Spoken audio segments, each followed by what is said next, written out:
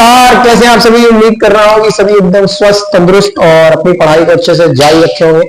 और क्योंकि आपके बोर्ड से बेटा, तो आप लोग दिन दुगनी रात चौगनी समय मेहनत करने में जुटे होंगे। तो चलिए, आज हम लोग क्लास 10th सीबीएसई बोर्ड का एक चैप्टर है बेटा। ये चैप्टर का आज हम लोग बात करने जा रहे हैं। हम लोग सिंपल सी बात करें तो इस चैप्टर के बारे में शॉर्ट फॉर्म में पढ़ेंगे। हालांकि ज्यादा उसमें डीप है भी उस चैप्टर में, बहुत ज्यादा डीप उसमें बात भी नहीं है।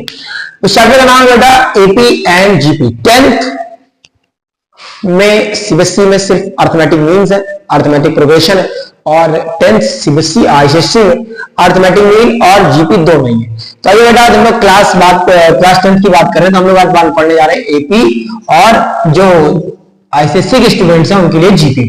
ठीक है, एपी क्या होता है या प्रोग्रेशन क्या होती है? प्रोग्रेशन का एक ऐसी सीरीज बेटा, एक ऐसी सीरीज जो कि किसी सीक्वेंस में लिखी जाए, एक ऐसी सीरीज जो कि सीक्वेंस में लिखी जाए, मतलब ऐसे वे में लिखी जाए कि उस सीरीज पे, एक ऐसे वे में सीरीज पे लिखी जाए कि उस सीरीज में कि सीरीज का एक पर्टिकुलर वे हो, पर्टिकुलर ढंग हो, पर्टिकुलर लिखने का तरीका हो। जैसे मैं यहाँ पर सीरीज लिख दूं 1 2 3 4 5 6 7, ये क्या है? पर्टिकुलर सीरीज है बेटा। क्या है? पर्टिकुलर सीरीज है। जैसे सीरीज की बात करें इसको हम लोग कहते हैं प्रोग्रेशन। क्या कहते हैं? प्रोग्रेशन। तो अर्थमेटिक प्रोग्रेशन क्या होता है या हम लोग कहते हैं एपी प्रोग्रेशन क्या होता है? ऐसा प्रोग्रेशन होता है कि ऐसा स्पेशल टाइप का प्रोग्रेशन जिसमें कॉमन डिफरेंस सबके बीच का क्या हो? सेम। इसे यहाँ पे कॉमन डिफरेंस क्या चला? मतलब 1 1 1 सबका गैप बीच का सेम होता है। तो ऐसे प्रोग्रेशन उनका बोलते हैं बेटा एपी बोलते हैं, अर्थमेटिकल प्रोग्रेशन बोलते हैं। ठीक है, आई अब हम लोग अर्थमेटिकल प्रोग्रेशन की अगर हम बात करने जा रहे हैं बेटा, तो अर्थमेटिकल प्रोग्रेशन में आखिरकार क्या क्या फॉर्मूले पढ़ेंगे सर, क्या क्या चीजें जानेंगे, उसके बाद में जैसे कि बाय चांस अगर आपको कभी भी पहले होता क्या, जैसे कि हम एक एपी लिख लेते हैं 1 + 2 + 3 + 4 + 5 + 6 प्लस डॉट करके, इसको कहते हैं बेटा इनडेफिनिट एपी। क्या कहते हैं इसको? इनडेफिनिट। मतलब जिसका हमको स्टार्टिंग पता है लेकिन एंडिंग नहीं पता, जिसका स्टार्टिंग पता है लेकिन एंडिंग नहीं पता कि कहां पर ये खत्म होने वाली है, उसके बारे में नहीं पता। एक एपी और हो सकती है, एक एपी और हो सकती है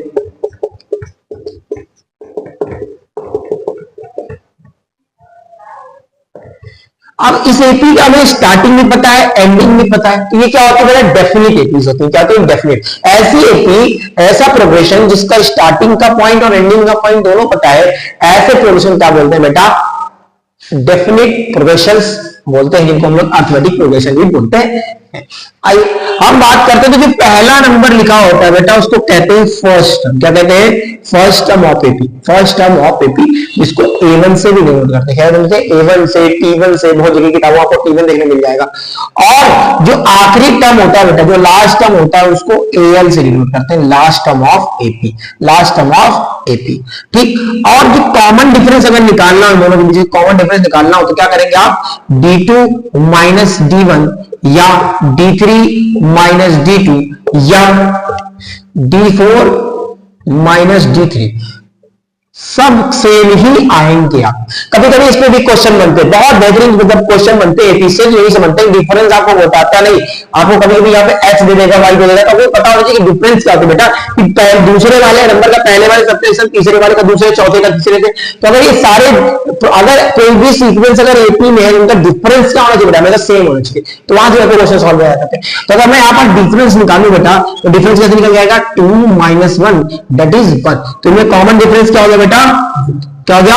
1, जिसको हम लोग स्मॉल डी से डिनोट करके दिखाते हैं। ठीक है, किससे स्मॉल डी से डिनोट करते हुए दिखाते हैं। बहुत सारे चैप्टर है, बहुत प्यारा सा चैप्टर है और बहुत अच्छे लगते हैं क्वेश्चन बच्चों को उससे। और इसमें से फर्स्ट टर्म आपका हो सकता है तो आप A1 लिख सकते हैं, और फर्स्ट मतलब कॉमन डिफरेंस आपको कुछ भी हो सकता है। और जैसे कि एक अर्थमेटिकल प्रोग्रेशन दे रखा है, इसे बोल रखा है कि 1 3 5 7 8, ये तो भी प्रोग्रेशन हुआ है। अब इसको ये हो गया एपी आपका। ठीक, प्लस 10 सॉरी 7 के बाद 9, ऐसा रखा। ठीक है, अब आपसे बोला है बेटा कि इसका लास्ट टर्म फाइंड करो या नंबर ऑफ टर्म्स फाइंड करो। लास्ट टर्म नहीं, नंबर ऑफ टर्म्स फाइंड। तो नंबर ऑफ टर्म्स फाइंड करने के लिए या nth टर्म फाइंड करने के लिए आपके पास फॉर्मूला होता है। नंबर ऑफ टर्म्स फाइंड करने के लिए या nth टर्म फाइंड करने के लिए, लास्ट टर्म फाइंड करने के लिए आपके पास फॉर्मूला होता है। अगर आपको नंबर ऑफ टर्म्स पता है कितनी टर्म्स है तो आप लास्ट टर्म फाइंड कर सकते हैं। अगर आपको लास्ट टर्म पता है तो नंबर ऑफ टर्म्स फाइंड कर सकते हैं कितनी इसमें उस एपी में कितनी टर्म्स है। तो क्या होता है? an = फॉर्मूला होता है बेटा a plus n minus 1 into में d। आप सभी को पता होगा कि an इक्वल टू में क्या होता है बेटा, a प्लस n माइनस 1, जिसको कई कई किताबों में tn इक्वल टू में लिख के भी दिखा देते हैं। ठीक है, तो बात घबराइएगा नहीं, ठीक, टोटल टर्म्स लिखिए, टोटल नंबर ऑफ टर्म्स की बात हो रही है। तो बात सही फॉर्मूला होता है, an क्या होता है, लास्ट टर्म होता है। अगर आपको लास्ट टर्म दिया है, फर्स्ट टर्म दिया है, कॉमन डिफरेंस पता है, तो आप n निकाल सकते हैं। इस वाले केसेस में हमारे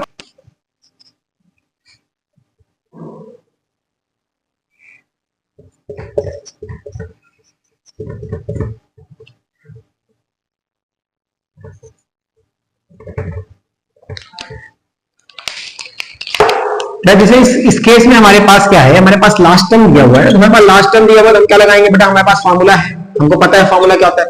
हमारे पास लास्ट टर्म गिवन है, तो लास्ट टर्म रख लेंगे 21, और a हमारे पास क्या है बेटा, a हमारे पास है 1, क्या है हमारे पास 1, और n माइनस 1, n मतलब कितना है बेटा अपने पास, n कितना है अपने पास, n है हमारे पास, सॉरी n ही तो निकालना है सर, और 1, और d अपने पास कितना बेटा 2, तो यहां पर हो जाएगा बेटा ये 1 प्लस 2n माइनस 1, बोलो 2n माइनस 1 है ना, इक्वल टू 21। अब बेटा ये 1 से 1 कैंसिल हो गया, क्या हो गया, 1 से 1 कैंसिल। अगर 1 से 1 कैंसिल हो गया बेटा, तो 21 कितना आ गया, बराबर 2n, कितना आ गया, बराबर 2n। n की वैल्यू कितनी आ गई, 21/2। इसका मीन्स क्या है, इसका मीन्स ये है कि 10 पॉइंट समथिंग करके आ रही, इसका मतलब इस एपी में करीब करीब 11 टर्म्स होंगी। कितनी होंगी, 11 टर्म्स होंगी। कभी भी अगर आपका फ्रैक्शनल वैल्यू का तो समझिए इससे ज्यादा ही कम होने वाली 10.5 मतलब है 11 टर्म्स होगी। ठीक है, ओके, चलिए बेटा, ये तो हो गई कि हम लोग नंबर ऑफ टर्म्स या लास्ट टर्म निकालना हो या नंबर ऑफ टर्म्स निकालना हो, तब के बारे में बात करते हैं। अगर हमारे पास बता, एक सेकंड, अभी माइक भी खराब हो गया था। हाँ, अगर हम आपको सम ऑफ एपीज निकालना है, क्या निकालना है, सम ऑफ एपी निकालना है, सम ऑफ एपीज निकालना है। सम ऑफ एपी निकालते क्यों सर, तो मानिए ना बेटा, जैसे आपको अगर 1 करना है, +2 करना है, +3 +4 5, तो शायद आप 10 नंबर या 15 नंबर तक आप करने में आपको प्रॉब्लम नहीं है। लेकिन अगर ये 100 टर्म्स लिखी हुई, 1000 टर्म्स लिखी हुई है, तब आपको प्रॉब्लम आएगी। तो उसके लिए हमारे रामानुजन सर ने क्या किया था कि सम ऑफ एपीज के लिए फॉर्मूला बनाया था बेटा। ऐसा इक्वल जो फॉर्मूला होता है वो होता है n/2 इक्वल टू में 2 प्लस n माइनस 1 इंटू में d। क्या होता है कि अगर जितनी भी आपके पास टर्म्स है वहां पे n है, ठीक, n/2 इक्वल टू में प्लस n माइनस 1 इंटू में d। अगर आप सम ऑफ एपीज फाइंड करना चाहते हैं, सम ऑफ एपीज फाइंड करना चाहते हैं, तो आपके पास ये फॉर्मूला है।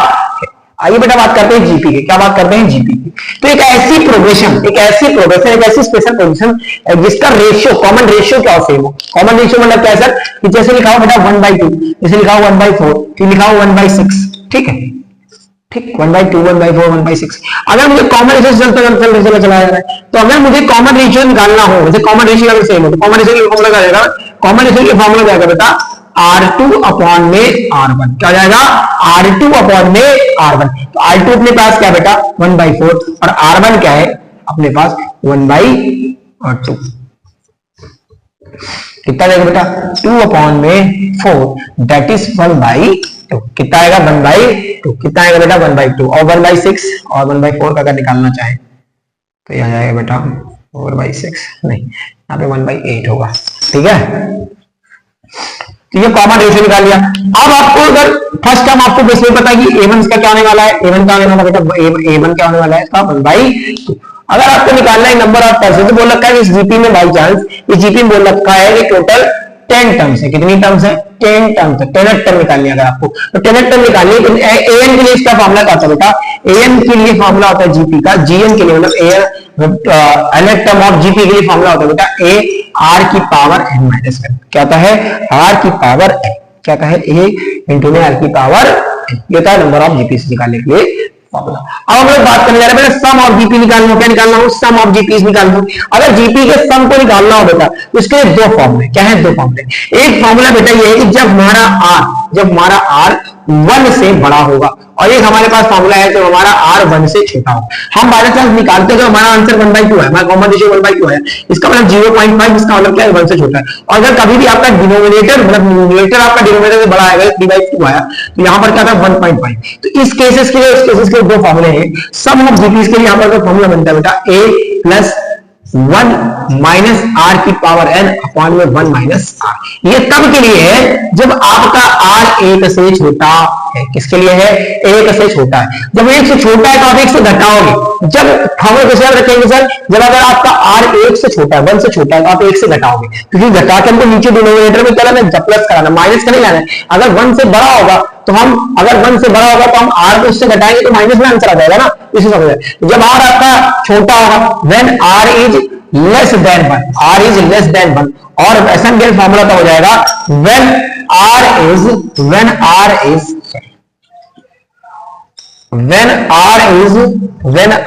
बेटा क्या हो जाएगा? ग्रेटर देन 1, कि जब r तुम्हारा 1 से बड़ा हो जाएगा तब आप 1 को मान करके निकाल सकते हैं। ये सब आप जीपीएस के लिए फॉर्मूला था। हाँ, अगर आपको कभी जीपीएस के लिए पूछ ले कि मतलब 3 टर्म्स आपको दे रखी, जीपीएस की 3 टर्म्स बताओ, स्टार्टिंग की 4 टर्म्स बताओ, तब के लिए फॉर्मूला क्या हो सकते हैं? या जब आप 11th की अगर अप्लाइड मैथ लेंगे तब उसमें कुछ तो एक और बता देते हैं कि अगर एपी के 3 फर्स्ट 3 टर्म्स पूछे हैं तो फर्स्ट 3 टर्म्स होते हैं बेटा एपी का ए माइनस डी और ए माइनस डी और ए प्लस ए माइनस डी और ए प्लस, ये फर्स्ट 3 टर्म्स हैं किसी भी एपी के फर्स्ट 3 टर्म्स है। वैसे किसी भी जीपी के फर्स्ट 3 टर्म्स हैं ए आर और ए आर एन प्लस 1 और ए आर एन माइनस, ठीक है, ये फॉर्मूला, ठीक है। चलिए समझ आ रहा होगा आपको, थोड़ा गलती हो सकती है बता दें, ठीक। तो इसी के साथ हमारे चैप्टर के कॉन्सेप्ट समाप्त होते हैं। क्वेश्चंस लगाइए, क्वेश्चंस आएंगे, बिल्कुल आएंगे। और एपीसी आपको सीबीएसई मान लीजिए कि 6 से 7 नंबर, 7 से 8 नंबर के आसपास का पूछा जाएगा, 6 से 7 नंबर तो पूछा जाएगा। एक दो क्वेश्चन एमसीक्यू में आपको देखने मिल जाएंगे, एक दो क्वेश्चन 2-3 नंबर में आपको देखने मिल जाएंगे, तो आपको मिल जाए। आपको आईसीएससी में भी इसके क्वेश्चन देखने को मिलेंगे, कम से कम 5 से 7 नंबर के आईसीएससी में देखने मिलने वाले हैं, तो उसके लिए परेशान नहीं होना। तब तक के लिए पढ़ाई करते रहिए बेटा, क्योंकि पढ़ाई बहुत जरूरी है आपके लिए, क्योंकि बोर्ड आपके बहुत पास में है बेटा, बहुत दूर नहीं है, बहुत पास में। कब समय निकल जाएगा आपको पता नहीं चलने वाला है। पढ़ाई करते रहे। All the very best and thank you for watching.